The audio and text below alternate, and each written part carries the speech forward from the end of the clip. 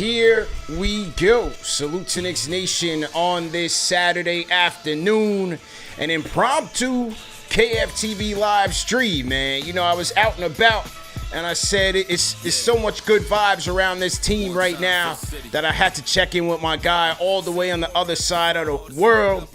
Checking in live from Beijing, from China, mainland China. Our guy Starbury Marbury is in the building, man. Quick Saturday stream. Salute to everybody in the chat, man. Hit that like button, hit the share button, subscribe to the channel. Let's get right to it, man. All right, Steph, how you feeling, man? I'm blessed, man. I can't complain. Can't complain at all. Looking at our moves, seeing the young kids that we got. I'm loving it. I'm loving it. Major moves, man, and Jalen Brunson, whose star has been on a rocket since he's gotten here.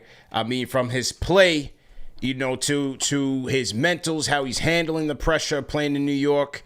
And then last night does an unprecedented move by signing his extension early, 4 years, $153 million, bypassing a potential 5-year, $269 million deal. Trying to keep this team competitive for years to come, man. What did you think when you heard the news? First, I said this guy will never, ever leave New York. He'll be in New York for the rest of his career. I said for him to do that, it shows his thinking and what he wants. He'll make that up in New York tenfold. I think all of the endorsements will start flowing and they should start coming very, very soon. He's starting to show his eclectic, borderline sarcasm, everything. You're starting to see all of who he is. Truly is. And his personality is starting to come out through his podcast and him speaking and talking, him being out and about. And I think, the move, it shows that, one, the Knicks are obviously they would have gave him the 5 year. I believe they would have gave him the 5 year. I don't think that would have been with any hesitation. But I also feel like he had a real conversation with the front office. If I was thinking this way, based upon his situation and what he has going on, and him basically saying, "Look, the goal is to win the championship here in New York, and in order to do that, you have to build. And the only way that we're going to be able to build is if we have capital to be able to get the guys that we need to continue to build." He could have easily said, I want to get that max contract. I want to be, the player and get paid the same way." He didn't take that notion at all. He basically said, "I'm going to take a big cut." And everyone knows that I'm taking a big cut, right? But now they're going to be able to sign other players. You got OB back, you know what I'm saying? We got Bridges, which we'll probably get into. But as far as this move, I think that it was one of the I think it was the biggest move in Knicks history, from to date, from what I've known, from what I know about the Knicks. For my 10-year years of playing there, seeing the things that I've seen, but seeing this move is high level thinking, and I think the pursuit towards doing what so many New Yorkers want, and that's winning the championship, not getting to the championship, winning the championship. Winning the championship. So I think this is part of the steps towards that direction. No question. Putting a bona fide championship contender out there on the court the city would go crazy, man. You see it. I mean, you was right there on the garden floor for this run. Exactly. It's just incredible to see the vision and the plan of Brunson and Rose and the entire regime, man. Just from a young player standpoint, just getting into his prime. I mean, and it's interesting because earlier this week, Paul George came out and talked about the contract negotiations with the Clippers. And yes, he's at a different stage of his career than Jalen Brunson, but I'm always interested in that negotiation tactic from a player standpoint and a front office standpoint. When you're in your prime, you feel like you put in the work, you put in your body on the line, 82 games a season, and you want what's coming to you. You want what your true market value is.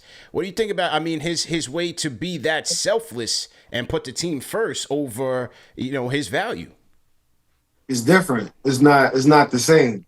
But he has a different thinking. You can see that from the way how he plays. His game is completely different. It's not like any player that we've ever witnessed inside of the NBA.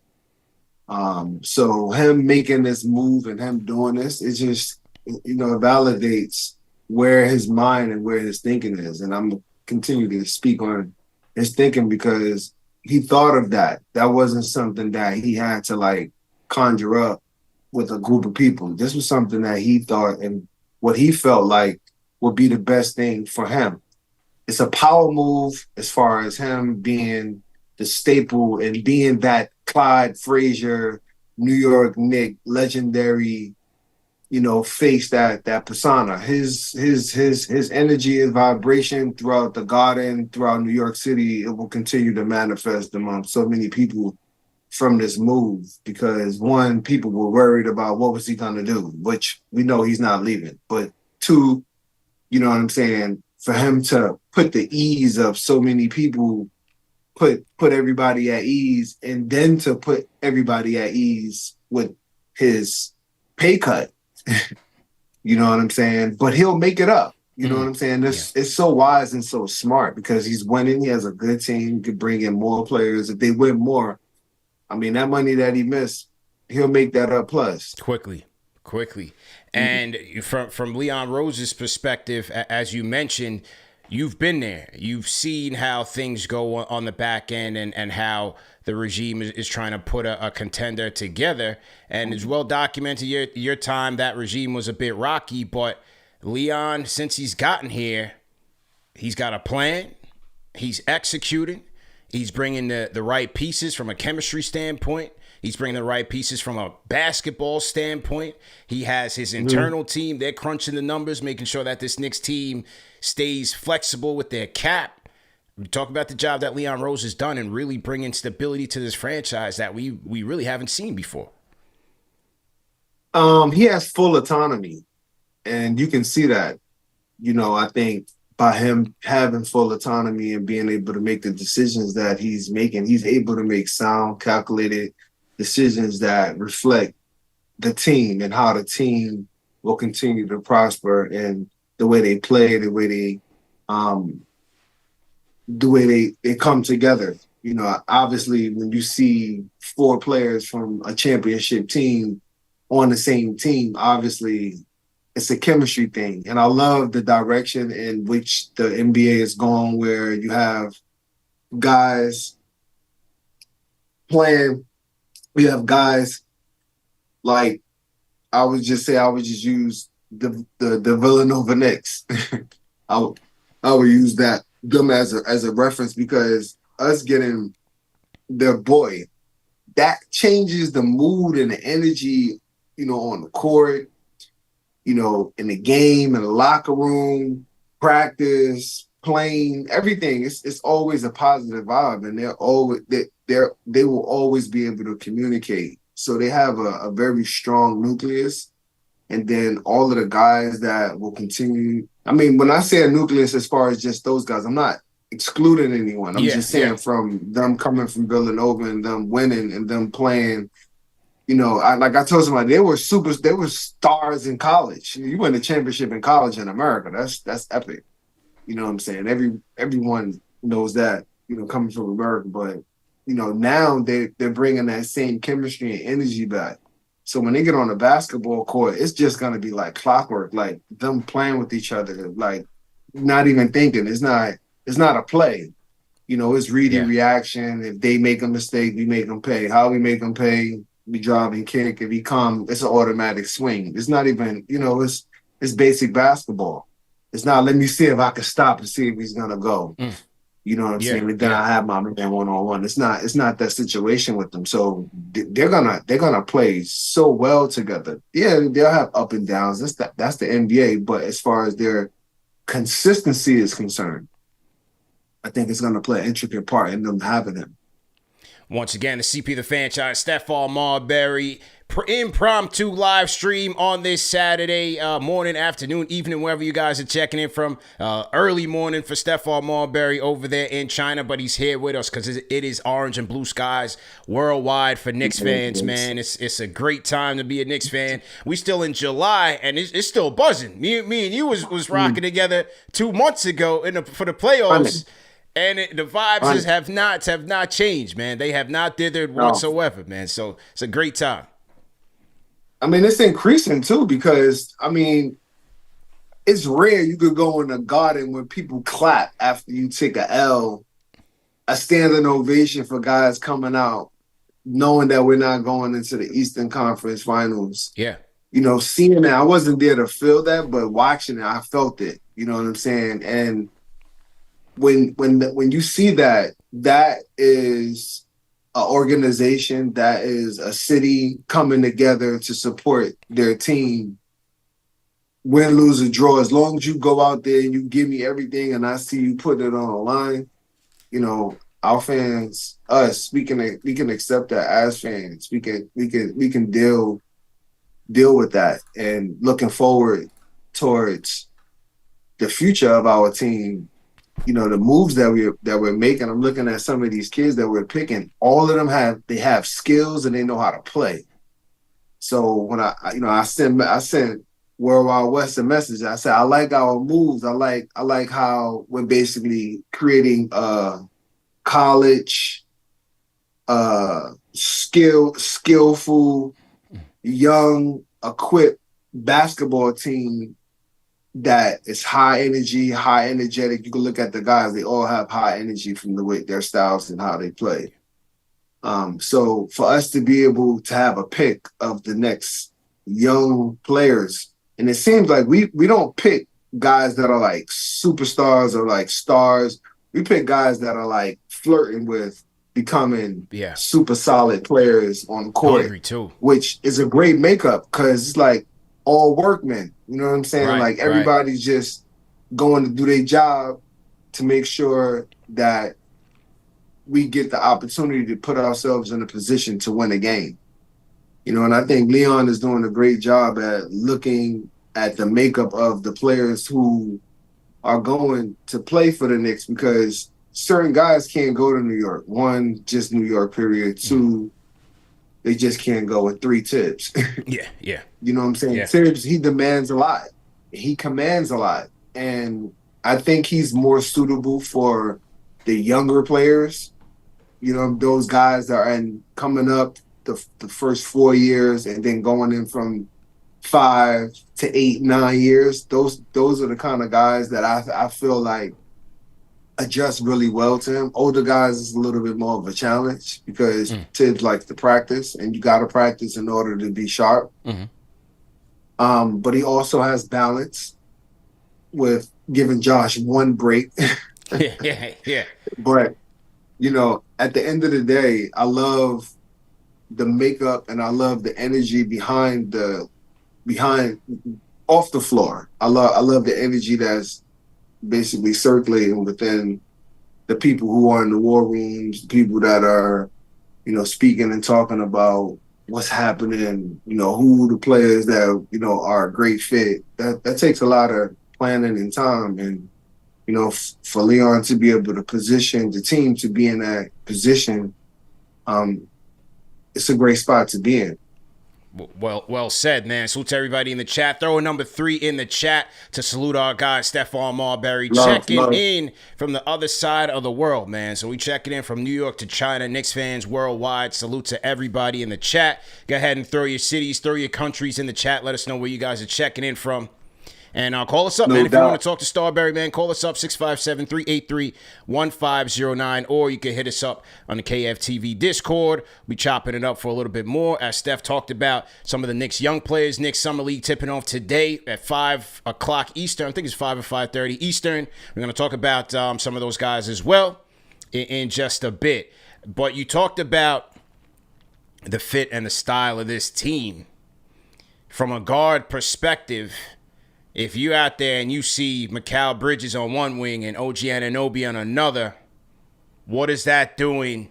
Well, how are you looking at that from a guard's perspective? Like, how are you seeing that from a perimeter perspective? I'm getting all the way to the basket.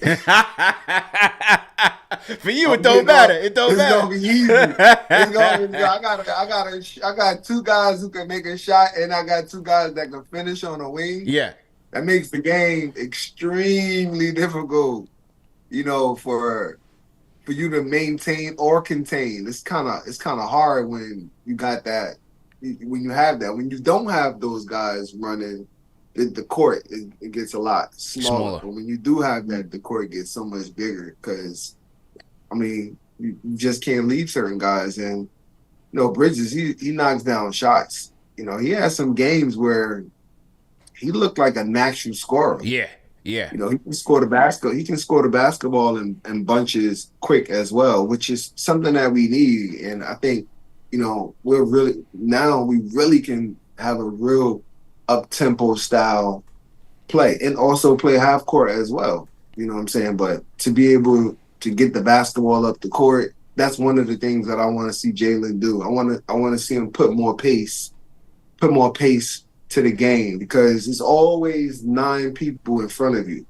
You know what I'm saying? So when you got 9 people in front of you when you bringing the basketball up the court, when you got pace into the court, it just changes the way how people move on the court. Sometimes he walks the basketball up the court, whether it's a high pick and roll, side pick and roll, whatever it is. But once he starts putting some more pace to it, I think Bridges and OG and Dante and Josh, I think those guys they're gonna excel. They're gonna excel playing that style because you added another shooter. So every time you got somebody on the court that can shoot, and then Josh can push the basketball. I like when Josh pushed the basketball up when he's attacking. I think that's when he's at his best. Mm-hmm.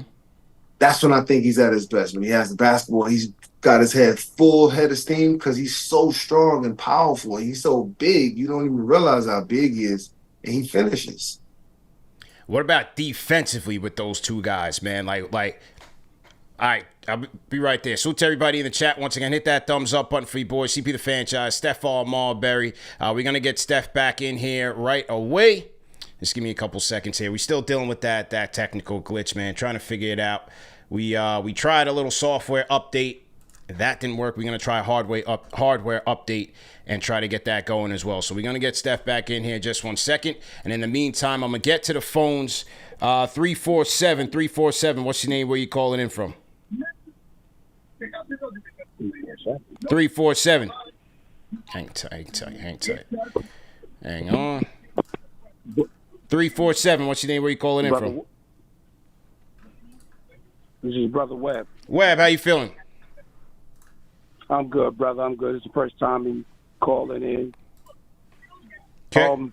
I got a question for you. Mm-hmm. The 4 draft players that we got, why won't Tibbs give them a shot to let them do on the court? The 4 about the 4 which players again? The four draft players that we drafted this year. Yeah. Why don't Tibbs just let them guys get in the game? Stay worrying about trying to go get another center. Let these guys get in there. Yeah, well, I mean, I think, this is what the summer league and training camp is going to be about, is going to be almost a tryout to see who's going to crack that rotation. But with young players, they're going to take their lumps. They have learning curves, or everybody does. Everybody's at a certain level of expertise or skill. And you got to see who's going to be ready and who's going to be ready for some part-time minutes or to carve out a role. I think Kolek certainly has a chance. The point guard from Marquette, he has the best chance to crack some rotation minutes. I love that kid. Yeah. I love that kid. I watched that kid for his whole career in college. Yep. That kid reminds me of Mark Price. Yeah. Yep. That kid is dangerous. That kid is dangerous. He is Jalen Brunson's replacement. Well, I wouldn't say replacement. We're not looking for a replacement. We just want some support. CP. Yeah. I'm not saying replacement. I'm saying his replacement is when he need that break. Put that kid on the floor. Oh yeah. For sure. Put that kid on the floor because you're not going to lose nothing. Yeah. That kid is on the floor. You're not going to lose nothing. True indeed. That kid is a nightmare on the court. True indeed. Steph, did you get a chance to see Tyler Kolek at Marquette?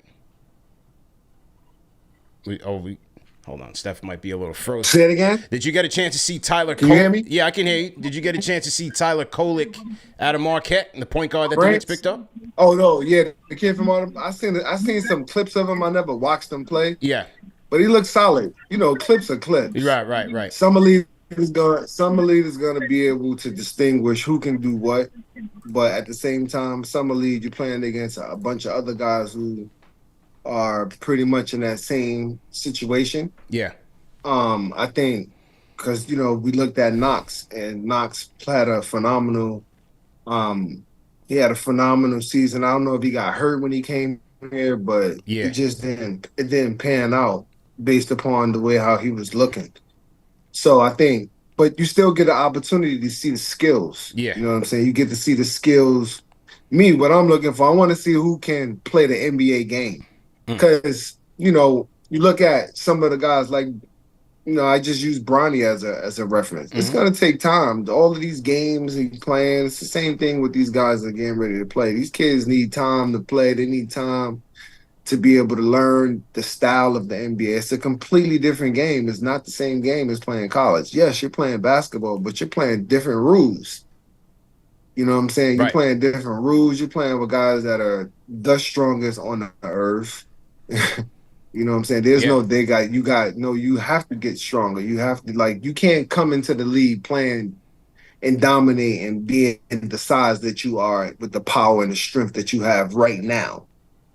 Right. So no matter how much they lift this year and how much they shoot this year, their shot is not going to be a consistent NBA shot. Their body is not going to be strong enough to withstand that physical pounding unless they one of those freakish athletes like Sean Kemp and Shaq and all of the guys that came out of college, high school, went to the NBA. Most of them had pretty strong bodies, strong enough bodies to be able to compete.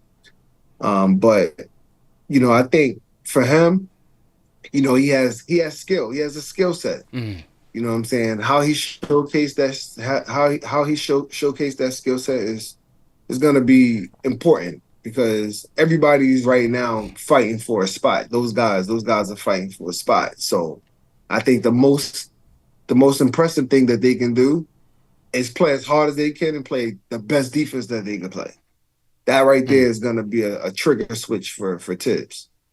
Good point. Great point. And before we got disconnected, I was talking about Bridges and OG from a player that's on the other side of the ball. And you've seen those two guys both on ball and as helpers.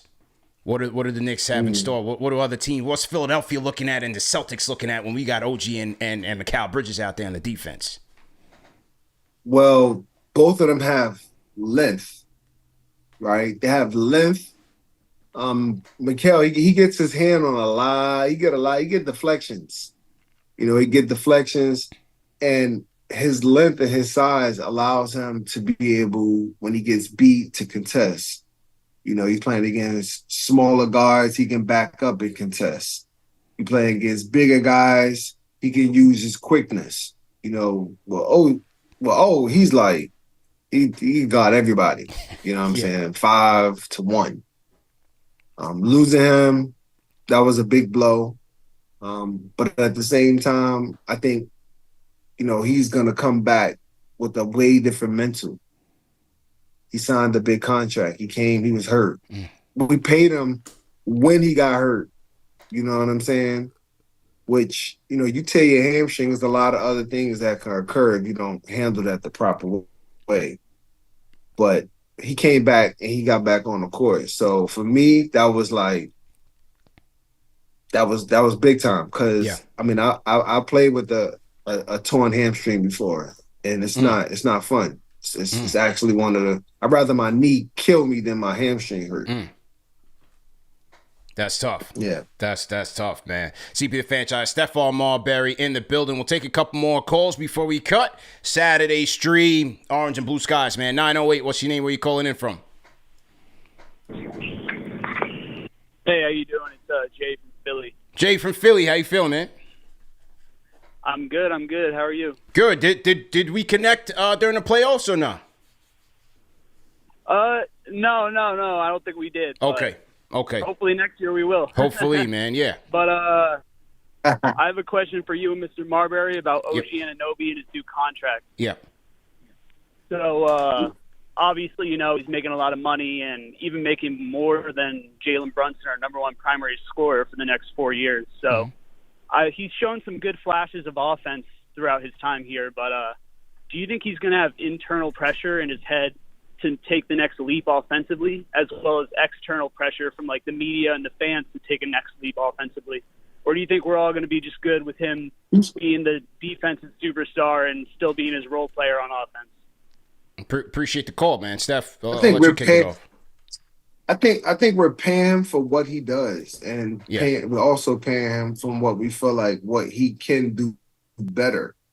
I think he will be a better offensive player next season. I think he started to come into his own as the end of the season started to end, and also in the playoffs, he started making shots. That corner shot started to be a shot that he was making consistent. I'm talking about not just in the regular season towards the end. I'm talking about when it counted in the playoffs. I think, when you get a guy like that, he's a four-way player. He can do so many different things on the basketball court because of his size and his strength. His strength is a big factor, on both ends of the court. He takes little guys down on the offensive end. He brings them down in the post, bucket. Big guys, he can switch off on defense. He can switch off on a 1, 2, 3, and a 4 and 5s, but I would just say 4 down to 1. So that right there, that's worth a lot of money.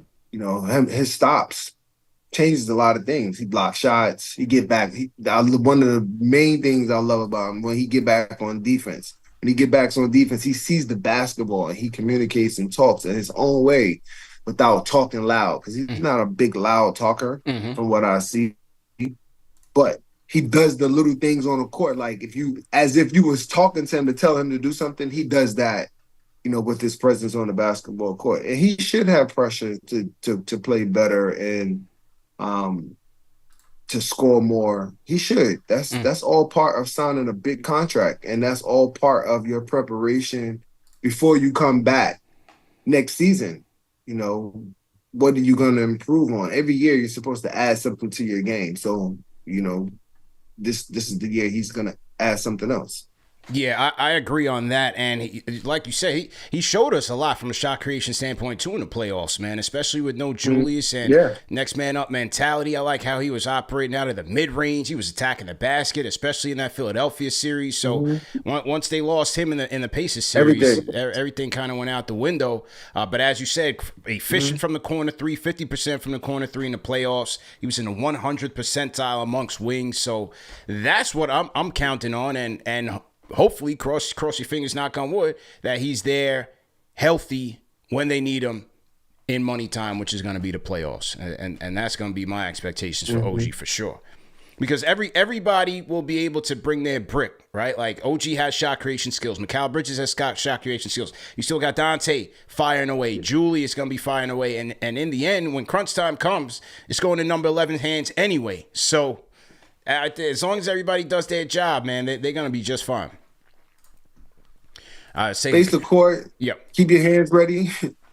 Basically. Yeah. All right, one more here. Let's go 404. What's your name? Where you calling in from? Yo, Janal Torre. I'm calling from Atlanta, but representing Queens. Yes, sir. Yes, sir. Peace, man. Yo, respect always to you, CP, and also to you, the great Stephon Marbury. Rapid fire 2 questions. Love. So, Charlotte just signed Taj Gibson. Is that a sign that Nick Richards is on the move? No, I don't think so. Somebody asked me that on Twitter. I mean, I think Taj, that's a vet locker room pickup for Charlotte. It's a young team. They need some direction. They need some guidance. I don't think they're signing him to play immediate backup minutes behind Mark Williams. I think that's more, an extension of the coach type of deal. So I don't necessarily think that means Richards is expendable. Because if I'm Charlotte, that's a young gunner right there. I'm not sure I'd be so willing to part with him. All right. And then a question for the great Steph. Steph, who's your all-star, all-time Knicks squad with you after one, of course? That's all I got. Rapid fire. Thanks, man. Oh, my God. I'm not putting me or Jalen on. I'm just saying that now. He said you got to play the one. Pat. All right. I got to play the one. Can't put me on. He said you got to play the one, man. Wall. If we don't put Wall, all right. If you don't put Wall, you automatically get a slash. All right. I said Jalen was the best point guard. I got a big look at Clyde. He gave me a big heavy look. I'm gonna go with Big Pat. Okay. I gotta go with Big Oak. Okay. I'm gonna go with Big Oak. Let me see. Well, I mean, you talk about the whole everybody from the beginning. He ain't really put any restrictions on it, man. So it's Dick your call. Barnett. You talking about Dick Barnett and Willis? Yeah. I need some time to think about that. Think about that. That right there. We on the real network. We on the real Knicks channel. We can't just throw names out there. We can't just throw names out there. I gotta think about that one. You got me on that one. Fair enough, man. We gotta bookmark that. Just keep it like that. Yeah, we're gonna bookmark that and come back to it. But Steph, man, definitely appreciate the time. Impromptu. Definitely made it happen in the nick of time. And yeah, man, you got Olympics coming up. You doing anything for Paris? Yeah, I'm going to I'm going to Paris on the 25th, but I'm not going to be there for long. I'm actually just going for the gold medal game. Okay. Hopefully. I'm not going to say nothing else. I'm going to just say hopefully. Yeah. Hopefully, man. We'll see what happens there. Hopefully. I'm gonna be looking forward to watching that USA Serbia game. That's gonna be on the 25th, I think. You got Jokic, Bogdanovic, and then Team USA. That's gonna be it. What did you think? Jalen Brown was a little tight. He didn't make the team. He's been feeling disrespected all year, man. What'd you think about that move? What do I feel about that? I feel like there are a lot of guys on that team that are really good. So it could have basically went to anyone. And I think it's Paris. It's after all of what was going on with COVID. Everybody wanted to play this year, right? It's a big contract, TV contract, $78 billion that just got signed. Nike deals, Under Armour deals, all different type of deals. You know what I'm saying? But Jalen is I think his brain is just way too calculated and way too smart. And I think they're a little afraid of him and scared of him because of that. 1, 2, they can't control what he's going to say. Can't control. And, basically he's actually the smartest guy who would be on that team. And I think everyone knows that. And I think that kind of intimidates some people as well. Because when you speak to him, you're going to have a real intellect conversation. So you got to literally think before you speak. You can't just go to him and you can't just talk to him. Which, some reporters, they do that and then they don't know no better. And then they figure out that the person that they're speaking to really understands the English language. And they don't like that part because they expect something else. So I think for a person like Jalen, for him not getting selected, it's not about basketball. It's purely about them just basically going in the direction, and he wasn't part of the plan, and that's okay. There it goes, man. Well said, man. So to everybody in the chat, once again, throw a number 3 in the chat for our guy Starbury, Marbury. Great chat. I'll be back later on. Post-game, Knicks versus Hornets Summer League. We'll be back breaking it all down, man. Number 1 show for the fans by the fans. Like, share, and subscribe. Remember that the show is also available in podcast format, so no reason to miss it. But if you did miss today's show, man, hit the rewind button. Salute to the replay gang. Leave us some comments in the comment section. Nothing but gems, nothing but value here in the number 1 show for the fans by the fans, man. CP the franchise, Stephon Marbury. We out of here, man. Peace. Peace.